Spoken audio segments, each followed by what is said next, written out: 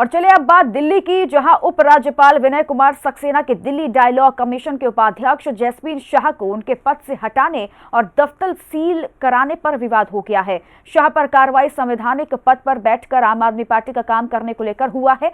अब आम आदमी पार्टी ये पूछ रही है कि जब संबित पात्रा आईटीडीसी के अध्यक्ष के रूप में एक संवैधानिक पद पर बैठे हैं और बीजेपी का मीडिया में पक्ष रखते हैं, तब उन्हें क्यों नहीं हटाया जा रहा है।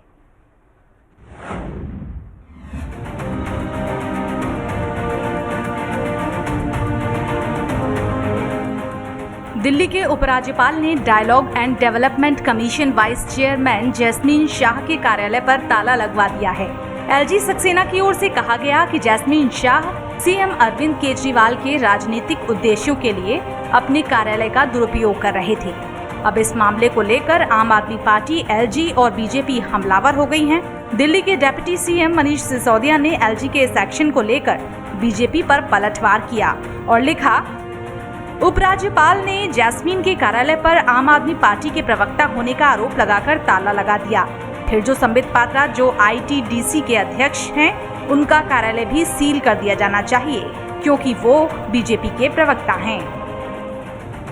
दूसरे नेताओं का कहना है कि बीजेपी एमसीडी में हार के डर से ऊल जुलूल आरोप आम आदमी पार्टी पर लगा रही है और कदम उठा रही है। जैस्मीन शाह, उनके दफ्तर को जब्त कर लिया गया है, सारी चीज़ों को वो कर लिया और महा ठक करके लगातार पोस्टर वार किए जा रहे हैं। क्या कहेंगे इन सारी बातों को लेकर आप? ये सारी बातें इस बात को दिखा रही हैं कि भाजपा बहुत तरह से बौखलाई हुई है, परेशान है, कुछ सूझ नहीं रहा उनको, क्योंकि दिल्ली के लोग पूछ रहे हैं कि भाई एमसीडी में हमने आपको साफ सफाई के लिए, कूड़े की गंदगी साफ करने के लिए वोट दिया, 15 साल हो गए, आपने क्या किया बताइए। उनके पास जवाब नहीं है, इसलिए आए बाएं साए रोजाना एक बहाना मारते हैं, रोजाना उठ करके एक बहाना मारते हैं कि हमसे आज सवाल ना पूछा जाए। अरे भाई, आप दफ्तर में बैठ करके बहाने मार लोगे, कैंडिडेट तो गली में जाएंगे, गली में लोग पूछ रहे हैं, पूछते हैं जी 15 साल में क्या किया, ये कहते हैं जी हमने फर्जी स्टिंग ऑपरेशन किया। लोग पूछते हैं जी 15 साल में आपने क्या किया, कुछ तो बता दो। कहते हैं जी देखो हमने जैस्मीन शाह का कार्यालय सील कर दिया।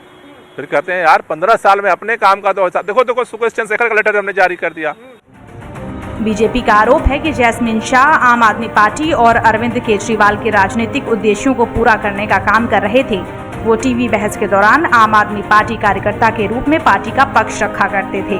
पार्टी ने आम आदमी पार्टी पर सभी संवैधानिक प्रक्रियाओं को तोड़ने का आरोप लगाया।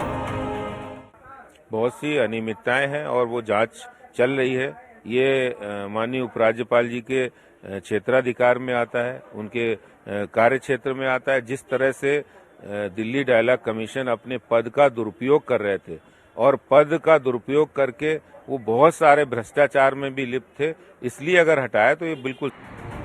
कांग्रेस ने दोनों पार्टियों पर एमसीडी चुनाव को देखते हुए राजनीति करने का आरोप लगाया।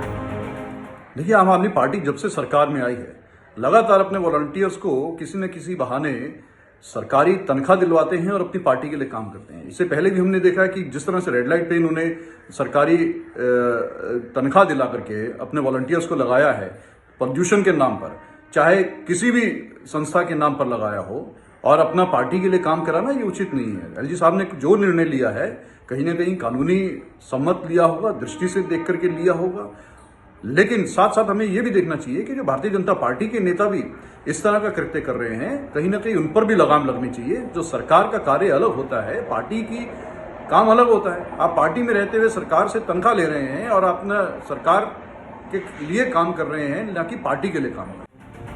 जैस्मीन शाह 2014 से आम आदमी पार्टी से जुड़े हुए हैं। उन्हें दिल्ली सरकार के मंत्री का दर्जा मिला हुआ था। पर्यावरण, ट्रांसपोर्ट, शिक्षा और बजट को लेकर दिल्ली सरकार लगातार उनसे सलाह ले रही थी। Electric vehicle policy, common mobility card और इलेक्ट्रिक बस जैसे ट्रांसपोर्ट के मुद्दों पर जैस्मीन शाह ने दिल्ली सरकार के साथ काम किया है। राजनीति भी कितनी अजीब चीज होती है। जिन मामलों में दूसरों में कमियां नजर आती हैं, अपने मामलों में वही कमी नजर नहीं आती। अब देखना ये होगा कि एमसीडी चुनाव के बीच ये मुद्दा कितना तूल पकड़ता हुआ नजर आता है। सहयोगी कंचन अरोड़ा के साथ आंचल यादव, हिंदी खबर, नई दिल्ली। महंगाई को लेकर दिल्ली वालों के लिए अच्छी खबर है। दिल्ली में मुख्यमंत्री अरविंद केजरीवाल की सरकार महंगाई पर लगाम लगाने में काफी हद तक कामयाब रही है। राष्ट्रीय सांख्यिकी कार्यालय के ताजा आंकड़ों के मुताबिक पूरे देश में दिल्ली सबसे सस्ता राज्य बन चुका है। केजरीवाल सरकार की इस उपलब्धि की पूरी कहानी इस रिपोर्ट में देखिए। दिल्ली के सीएम अरविंद केजरीवाल की बड़ी उपलब्धि। दिल्ली में केजरीवाल सरकार ने दी महंगाई को मात। देश का सबसे सस्ता राज्य बना दिल्ली, जनता को राहत। 2.99% महंगाई दर के साथ सबसे सस्ता राज्य बना दिल्ली। 8.82% महंगाई दर के साथ तेलंगाना सबसे महंगा राज्य। राष्ट्रीय सांख्यिकी कार्यालय ने जारी किए महंगाई के आंकड़े। देश में महंगाई का मुद्दा हमेशा चर्चा में रहता है। महंगाई के मुद्दे पर सरकारें हमेशा घिरती रहती हैं। महंगाई के मुद्दे पर सियासी घमासान भी खूब होता है। जनता भी यही चाहती है कि उसे ऐसी सरकार मिले जो उसे महंगाई की मार से बचाए, महंगाई से राहत दिलाए। महंगाई पर लगाम लगाने में सरकारों के पसीने छूट जाते हैं, लेकिन दिल्ली की केजरीवाल सरकार ने ये करिश्मा करके दिखा दिया है। महंगाई से राहत दिलाने के मामले में दिल्ली के मुख्यमंत्री अरविंद केजरीवाल ने बहुत बड़ी उपलब्धि हासिल की है। दिल्ली सरकार ने महंगाई को मात दे दी है। मुख्यमंत्री अरविंद केजरीवाल के नेतृत्व में दिल्ली देश का सबसे सस्ता राज्य बन गया है। राष्ट्रीय सांख्यिकी कार्यालय की तरफ से जारी किए गए महंगाई के ताजे आंकड़ों के मुताबिक अक्टूबर में दिल्ली में महंगाई दर सिर्फ 2.99% दर्ज की गई। दिल्ली की महंगाई दर देश के तमाम राज्यों से कम रही है।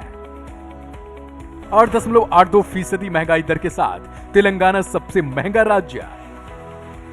आंध्र प्रदेश में 7.93%, हरियाणा में महंगाई दर 7.79% रही। पश्चिम बंगाल में 7.71%, मध्य प्रदेश में महंगाई दर 7.49%, महाराष्ट्र में महंगाई दर 7.22%, तमिलनाडु में 7.10%। चुनावी राज्य गुजरात में महंगाई दर 6.94% दर्ज की गई।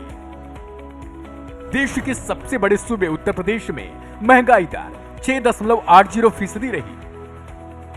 झारखंड में 6.73%, जम्मू कश्मीर में 6.40%, उत्तराखंड में महंगाई दर 6.24%, बिहार में 5.84% रही। आंकड़ों के मुताबिक अक्टूबर में खुदरा मुद्रास्फीति में गिरावट के बावजूद ग्रामीण क्षेत्रों में महंगाई से राहत नहीं मिली। अक्टूबर में ग्रामीण खाद्य महंगाई दर 7.30% रही, जबकि शहरी क्षेत्रों में खाद्य महंगाई दर 6.53% दर्ज की गई। सब्जी, दूध और फल जैसे खाने पीने की वस्तुओं की कीमतें घटने से थोक कीमतों पर आधारित महंगाई में गिरावट आई है। अक्टूबर में खाद्य वस्तुओं की महंगाई दर घटकर 8.33% रह गई, जो सितंबर में 11.03% रही थी। विनिर्मित वस्तुओं की महंगाई दर सितंबर में 6.34%, जो कम होकर अक्टूबर में 4.42% पर आ गई। सब्जी फल सस्ता, अनाज महंगा, दूध कपड़ा सस्ता, धान महंगा, क्रूड पेट्रोलियम सस्ता, दाल महंगा,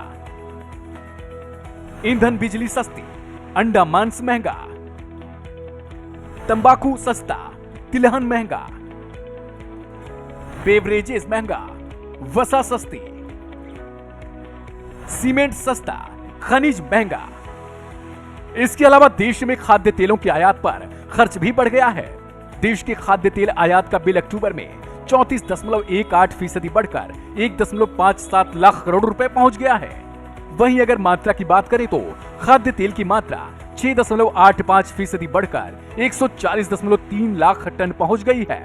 राष्ट्रीय सांख्यिकी कार्यालय के आंकड़े साफ बताते हैं कि देश के 9 राज्यों में राष्ट्रीय स्तर से ज्यादा महंगाई दर्ज की गई है, लेकिन देश की राजधानी दिल्ली ने महंगाई को हरा दिया है।